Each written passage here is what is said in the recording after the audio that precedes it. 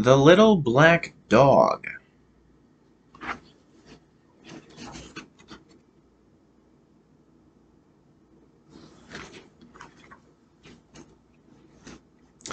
Billy Mansfield said that a little black dog followed him wherever he went, but he was the only one who saw it, so people thought he was kind of crazy. To drive the dog away, Billy was always hollering at it, throwing rocks at it, but the dog always came back. The first time Billy saw that dog was the day he fought Silas Burton. Billy was just a young man then, but the Burtons and Billy's family had been feuding for years. When Billy saw Silas riding toward him, he went for his gun and Burton went for his. But Billy fired first. He hit Burton in the back, knocking him from his horse. Burton's horse ran off and his gun fell where he couldn't reach it. He lay there on the ground, pleading with Billy not to kill him.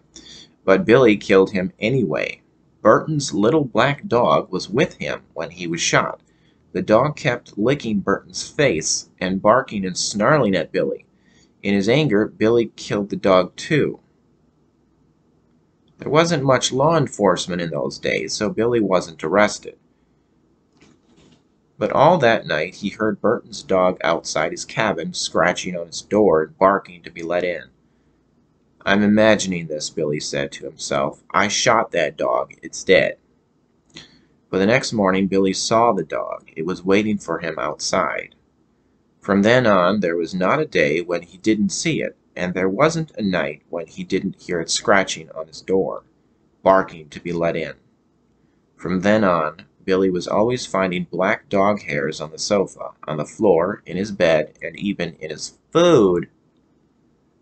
And the house and the yard stank of dog. That's what Billy said.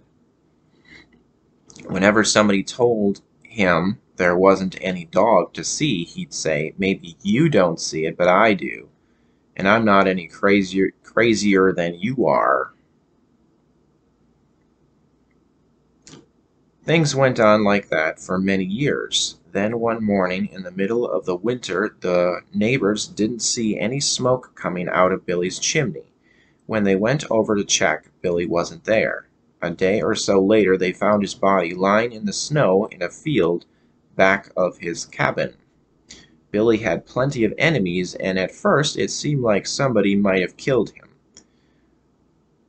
But there wasn't a mark on his body, and there weren't any footprints out there except for Billy's. The doctor said Billy probably died of old age, but there was something odd about his death.